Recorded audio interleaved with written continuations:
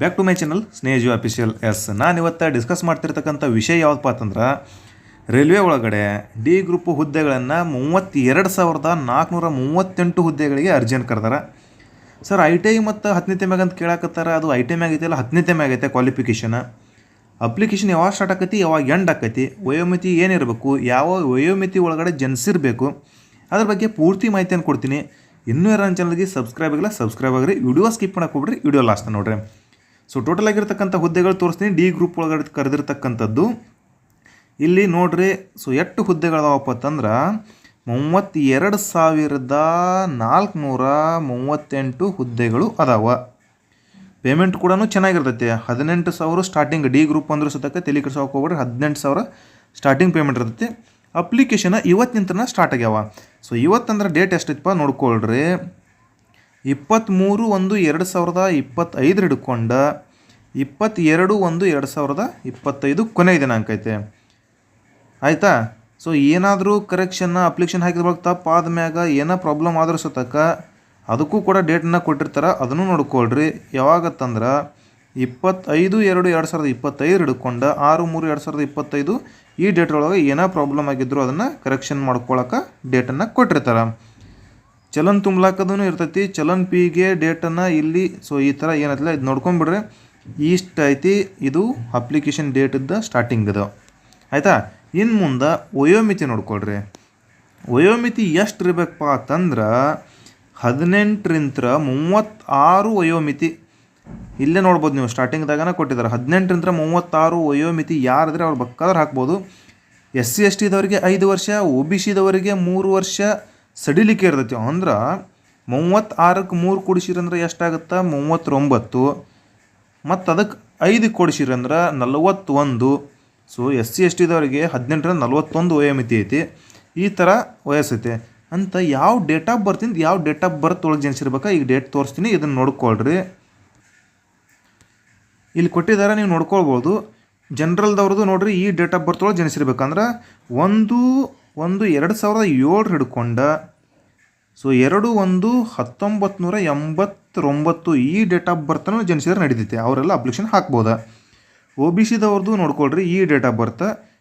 SC ದವ್ರದ್ದು 2/1/1984. So ಈ date of birth ಒಳಗೆ ಜನಿಸಿರ್ಬೇಕು. ಒಳ್ಳೊಳ್ಳೆ ಕೇಳಕ್ಕೆ ಹೋಗ್ಬಿಟ್ರೆ ಆಲ್ಮೋಸ್ಟ್ ಎಲ್ಲ ಹುಡುಗರದ್ದು ಬರ್ತೈತಿ ಇಲ್ಲಿ. ಸೊ ಯಾರು ನೌಕರಿಗೆ ಟ್ರೈ ಮಾಡಕತ್ತೀರಿ ಅಂಥವ್ರಿಗೆ ಪ್ರತಿಯೊಬ್ಬರೂ ಅಪ್ಲಿಕೇಶನ್ ಹಾಕ್ಬೋದು. ಹೇಳಿದ್ದೀನಿ, SC ST ದವರಿಗೆ 5 ವರ್ಷ ಸಡಿಲಿಕೆ, OBC ದವರಿಗೆ 3 ವರ್ಷ ಸಡಿಲಿಕೆ ಇರ್ತೈತಿ. ಇನ್ನು ನೀವೇನು ಕೇಳಾಕತ್ತಿದ್ರಿ ಅಂದ್ರೆ, ಸರ ಇದನ್ನು ಐ ಟಿ ಐ ಮ್ಯಾಗ ಅಷ್ಟೇ ಕರೆದಾರ್ರಿ ಅಂತ ಹೇಳಾಕತ್ತಿದ್ರಿ. ಸೊ ಆ ಥರ ಇಲ್ಲಪ್ಪಿ, ಎರಡಕ್ಕೂ ಕರೆದಾರ. I T I plus SSLC. ಅಂದ್ರೆ ಐ ಟಿ ಐದವ್ರಿಗೆ ಇಂತಿಷ್ಟು ಪೋಸ್ಟ್ ಅಂತೇಶಿಂದ ಅಪ್ರೆಂಟಿಸ್ ಅಂತೇಶಿಂದ ಐ ಟಿ ಐದಾಗ ಏನು ಅವ್ರು 3-4 ಸಾವಿರ ಪೋಸ್ಟ್ ಇರ್ತಾವಲ್ಲ ಅದಕ್ಕೆ ಮಾತ್ರ ಇದು ಏನೈತಿ ಅಂದ್ರೆ ಐ ಟಿ ಐದವ್ರಿಗೆ ಅದಾವ. SSLC ದವರು ಕೂಡ ಅಪ್ಲಿಕೇಶನ್ ಹಾಕ್ಬೋದು, ಎಲ್ಲನೂ ಕಾಂಪಿಟೇಷನ್ ಮಾಡ್ಬೋದು. ಯಾಕಂದ್ರೆ ಪ್ರತಿಯೊಬ್ಬರು ಅಪ್ಲಿಕೇಶನ್ ಹಾಕ್ತಿರ್ತಾರೆ. ಈಗ ಸಾಕಷ್ಟು ಕಲ್ತು ಕುಂತಾರೆ, ಎಲ್ರಿಗೂ ನೌಕರಿ ಬೇಕಾಯ್ತು, ಗೌರ್ಮೆಂಟ್ ನೌಕರಿ, ಆದರೂ ಎಲ್ಲರಿಗೂ ಸಿಗತ್ತಿಲ್ಲ. ಆ ಕಾರಣಕ್ಕಾಗಿ ಪ್ರತಿಯೊಬ್ಬರೂ ಹಾಕ್ತಿರ್ತಾರೆ. ಆ ಹೇಳಾಕತ್ತೀನಿ, ನೀವೇನತ್ತಿಲ್ಲ ಅಪ್ಲಿಕೇಶನನ್ನು ಕರೆಕ್ಟಾಗಿ ಇದನ್ನು ಮಾಡಿರಿ. ತಿಳಿತು? 10ನೇ ಮುಗಿದವ್ರಿಗೆ ಅಪ್ಲಿಕೇಶನ್ ಫೀ ನೋಡ್ಕೊಳ್ರಿ. ಅಪ್ಲಿಕೇಶನ್ ಫೀ 500 ರೂಪಾಯಿ ಐತಿ. ಯಾವುದು? ಜನರಲ್ ಕಾಸ್ಟ್ದವ್ರಿಗೆ. ನೀವು ಯಾವಾಗ ಹೋಗಿ ಎಕ್ಸಾಮನ್ನು ಬರಿತೀರಿ ಅವಾಗ ನಿಮಗೆ 400 ರೂಪಾಯಿ ರಿಫಂಡ್ ಮಾಡ್ತಾರೆ ಅಂತೇಶಿಂದ ಕೊಟ್ಟಿದ್ದಾರೆ ಅವ್ರು. ಆಯಿತಾ? ಸದ್ಯದೊಳಗೆ ಬ್ಯಾಂಕ್ ನಂಬರು ಎಲ್ಲನೂ ಕರೆಕ್ಟಾಗಿ ಹಾಕ್ಬೇಕು ನೀವು. SC ST ದವ್ರಿಗೆ 250 ಐತಿ. ಅದು ಫುಲ್ ಅಮೌಂಟ ನಿಮ್ಗೆ ರಿಫಂಡ್ ಆಕತಿ ಯಾವಾಗ ಹೋಗಿ ಎಕ್ಸಾಮ್ ನೀವು ಬರಿತೀರಿ. ಬರೀಲಿಕ್ಕಂದ್ರೆ ಮಾಯ ಇವೆಲ್ಲ ಅಮೌಂಟ. ಸೊ ಇದು ನಿಮ್ಗೆ ತಿಳಿತಲ್ಲ, ಫೀ ಇಷ್ಟೈತಿ. ಇನ್ನು ಮುಂದೆ ಕರ್ನಾಟಕ ಎಷ್ಟು ಹುದ್ದೆಗಳದಾವತ್ತಂದ್ರೆ ಸುಮಾರು ಅಂದ್ರೆ ಡಿವಿಷನ್ ವೈಸ್ ಅದಾವೆ ಇಲ್ಲಿ. ಸೊ ಡಿವಿಷನ್ ಎಲ್ಲ ಕಡೆ, ದೆಹಲಿ ಡಿವಿಷನ್ ಆಯಿತು, ಕರ್ನಾಟಕದಾಯಿತು, ಬೆಂಗಳೂರು ಅಂದ್ರೆ ಹುಬ್ಳಿ ಐತೇನೋ, ಚೆನ್ನೈ. ಸೊ ಈ ಥರ ಡಿವಿಷನ್ ವೈಸ್ ಕೊಟ್ಟಿದ್ದಾರೆ. ಜಂಕ್ಷನ್ ಎಲ್ಲಿರ್ತಾವಲ್ಲ ಜಂಕ್ಷನ್ ವೈಸನ್ನು ಮೇನ್ ಜಂಕ್ಷನ್ಗೆ ಸಪ್ರೇಟ್ ಆಗಿರ್ತಕ್ಕಂಥ ಹುದ್ದೆಗಳನ್ನ ಹಾಕಿದ್ದಾರೆ. ನೀವೇನೈತಿ ಹುಬ್ಳಿ ಡಿವಿಷನ್ದಾಗ 500 ಚಿಲ್ಲರೆ ಅದಾವೆ. ಹುಬ್ಳಿ ಡಿವಿಷನ್ದಾಗ 500 ಎಷ್ಟೋ ಇಷ್ಟ ಅದಾವೆ. ಅಂದ್ರೆ ನಾವು ಕರ್ನಾಟಕ ಅಂತೇಶಿಂದ ನೀವು ಅನ್ಕೋಬೋದಿತ್ತು. ಆದ್ರೆ ನೀವು ಬೇರೆ ರಾಜ್ಯದಾಗೂ ಅಪ್ಲೈ ಮಾಡ್ಬೋದು. ಚೆನ್ನೈದೊಳಗೂ ಡಿವಿಷನ್ದಾಗೂ ಮಾಡ್ಬೋದು, ಎಲ್ಲಿ ಬೇಕಾದ್ರೂ ನೀವು ಅಪ್ಲೈಯನ್ನು ಮಾಡ್ಬೋದು. ಈ ಥರ ಇರ್ತೈತಿ. ಸೊ ಫಸ್ಟಿಗೆನ ಎಕ್ಸಾಮ್ ಇರ್ತೈತಿ. ಸೊ ಎಕ್ಸಾಮ್ ಫಸ್ಟಿಗೆ, ಅದಾದ್ಮ್ಯಾಗ ಫಿಸಿಕಲ್ ಇರ್ತೈತಿ. ಫಿಸಿಕಲ್ ಆದ್ಮ್ಯಾಗ ಏನಿರ್ತೈತಿ ಮೆಡಿಕಲ್ಲು, ಫೈನಲ್ ಮೆರಿಟು, ಈ ಥರ ಎಲ್ಲನೂ ಇರ್ತೈತಿ. ಎಕ್ಸಾಮ್ ಪ್ಯಾಟರ್ನ್ ಏನಿರ್ತೈತಿ ನೋಡ್ಕೊಳ್ರಿ. ಎಕ್ಸಾಮ್ ಮಾರ್ಕ್ಸ್ ಎಷ್ಟು ಇರ್ತಾವೆ. ಸೊ ಏನು ಎಂಥದನ್ನು ಇಲ್ಲಿ ನೋಡ್ಕೊಳ್ರಿ ನೀವು. 100 ಕ್ವಶನ್ಸ್ ಇರ್ತಾವೆ, 90 ನಿಮಿಷ ಸಮಯ ಇರ್ತೈತಿ. ಆಯಿತು, 100 ಮಾರ್ಕ್ಸಿಂದ ಇದು ಎಕ್ಸಾಮ್ ಇರ್ತೈತಿ. ಅದು ಕಂಪ್ಯೂಟರ್ ಬೇಸ್ನೇ ಇರ್ತೈತಿ. ಫಸ್ಟಿಗೆ ಎಕ್ಸಾಮ್ನೇ ಇರ್ತೈತಿ, ಅದಾದ್ಮ್ಯಾಗ ಫಿಸಿಕಲ್ ಇರ್ತೈತಿ, ಡಾಕ್ಯುಮೆಂಟ್ ವೆರಿಫಿಕೇಷನ್, ಇದೆಲ್ಲ ಲಾಸ್ಟಿಗೆ ಇರ್ತೈತಿ, ಮೆಡಿಕಲ್ ಎಕ್ಸಾಮಿನೇಷನ್. ಓಕೆ, ಸಿಲೆಬಸ್ ನೋಡ್ಕೊಳ್ರಿ ಎಕ್ಸಾಮ್ದು ಏನೇನು ಇರ್ತೈತಿ ಅಂತೇಶಿಂದ. General science 25, mathematics 25, general intelligence for reasoning ಅದನ್ನು 30 ಕೊಟ್ಟಿರ್ತಾರೆ. General awareness and current affairs ಅಂದರೆ GK ಪೂರ ಎಲ್ಲ ಮಿಕ್ಸ್ ಹಿಸ್ಟ್ರಿ ಎಲ್ಲ ಸುದ್ದು ಕೂಡಿಸಿ ಇಷ್ಟ 20 ಕ್ವಶನ್ ಕೇಳ್ತಾರೆ. ಸೊ ಇದು ಎಕ್ಸಾಮ್ ಪ್ಯಾಟರ್ನ್ ಇರ್ತೈತೆ. ಇದು ಆದ್ಮ್ಯಾಗ ಏನೈತಿ ಬಾಕಿ ಎಲ್ಲನೂ ಇರ್ತೈತೆ. ಸೊ ಸಪ್ರೇಟ್ ಆಗಿರ್ತಕ್ಕಂಥದ್ದು ಮತ್ತೇನಾರ ಮಾಹಿತಿ ಬೇಕಾಗಿತ್ತಾರೆ ನನಗೆ ಕಮೆಂಟ್ ಹಾಕ್ರಿ. ಸೊ ಎಲ್ಲರೂ ಅಪ್ಲಿಕೇಶನ್ ಹಾಕ್ರಿ. ಒಟ್ಟಾರೆ ಎಲ್ರಿಗೂ ಒಳ್ಳೇದಾಗಲಿ. ಆದಷ್ಟು ಪ್ರಯತ್ನ ಮಾಡಿರಿ, ಎಲ್ಲಿಸ್ತಾನೆ ನಮ್ಮ ಕೈಯಿಂದ ಸಾಧ್ಯ ಐತಿಲ್ಲ ಅಲ್ಲಿಸ್ತಾನೆ ಪ್ರಯತ್ನ ಮಾಡಿರಿ. ನಮ್ಮ ಹಣೆ ಬರ್ದಾಗ ನೌಕರಿ ಅನ್ನೋದಿದ್ರೆ ಆಕೈತಿ, ಇರ್ಲಿಕ್ಕಂದ್ರೆ ಈ ಬೇರೆ ಕೆಲಸ ಇರ್ತೈತಿ.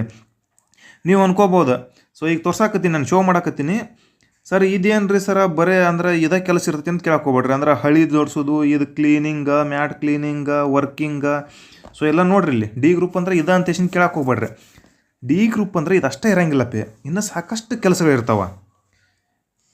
ಜೆಂಡಾ ತೋರ್ಸೋದು ಇರ್ತೈತಿ ನಿಂತ ಕಿಶಿಂದ. ಸೊ ಟೆಕ್ನಿಕಲ್ ಹುದ್ದೆಗಳದಾವ, ಅಂದ್ರೆ ITI ಆದವ್ರಿಗೆ ಸಪ್ರೇಟ್ ಅದಲ್ಲ, ITI ಐತಂದ್ರೆ ಅದನ್ನು ಸಪ್ರೇಟ್ ಹಾಕ್ಕೊಡ್ರಿ.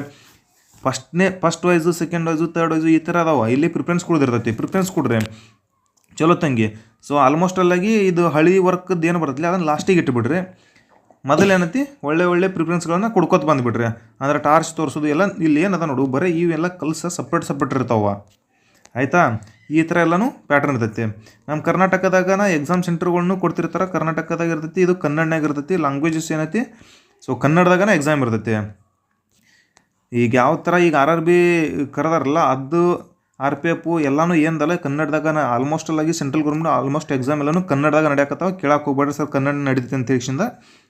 ಒಟ್ಟಾರೆಯಾಗಿ ಎಲ್ಲ ಲ್ಯಾಂಗ್ವೇಜ್ದಾಗೂ ನಡೀತೈತಿ. ಟೋಟಲ್ ಎಷ್ಟು 18 ಲ್ಯಾಂಗ್ವೇಜ್ನಾಗ ನಡಿಬೋದು. ಸೊ ಆ ಥರ ಇದು ಇರ್ತೈತಿ. ಇನ್ನು ಬಾಕಿ ಏನಾರ ಮಾಹಿತಿ ಬೇಕಾಗಿತ್ತಾರ ಕಮೆಂಟ್ ಹಾಕ್ರಿ. ಅದನ್ನು ಪೂರ್ತಿ ಕ್ಲಿಯರ್ ಆಗಿರ್ತಕ್ಕಂಥ ಮತ್ತೊಂದು ವಿಡಿಯೋ ಮೂಲಕ RRB ಸಂಬಂಧಪಟ್ಟಿರ್ತಕ್ಕಂಥದ್ದು ಇದು ಡಿ ಗ್ರೂಪ್ ಬಗ್ಗೆ ಏನೋ ಕಮೆಂಟ್ ಇದೆ, ಡಿ ಗ್ರೂಪ್ ಬಗ್ಗೆ ಏನು ಮಾತ್ರ ಕಮೆಂಟ್ ಹಾಕ್ರಿ. ಉಳ್ಕಿದ್ದು ಬೇರೆ ತಂದು ಈ ಥರ ಮಿಕ್ಸ್ ಹಾಕಲಕ್ಕೆ ಹೋಗ್ಬೇಡ್ರಿ. ಯಾಕಂದ್ರೆ ನಾನು ಪ್ರತಿಯೊಂದೂ ಟೈಮ್ ಸಾಲಾಕತ್ತಿಲ್ಲ, ಆ ಕಾರಣಕ್ಕಾಗಿ ಹೇಳಾಕತ್ತಿದ್ದು. ಒಟ್ಟಾರೆ ಅಪ್ಲಿಕೇಶನ್ ಎಲ್ಲರೂ ಹಾಕೊಳ್ರಿ. ಈಗ ಚಲೋ ತಂಗೆ ಸ್ಟಡಿ ಸ್ಟಾರ್ಟ್ ಮಾಡಿರಿ. ಎಕ್ಸಾಮ್ ಯಾವಾಗ ನಡೀತೈತಿ ಏನಂತ ಮತ್ತೆ ಹಂಗೆ ಮಾಹಿತಿ ಕೊಡ್ತಾ ಇರ್ತೀನಿ ನಾನು. ಈಗ ನೀವು ಇನ್ನೊಂದು ಕೇಳ್ತಿರ್ತೀರಿ, ಯಾವುದು ಸರ್ RPFದು ಎಕ್ಸಾಮ್ ಯಾವಾಗ ನಡೀತೈತಿ ಅಂತ ಕೇಳ್ತಿರ್ತೀರಿ.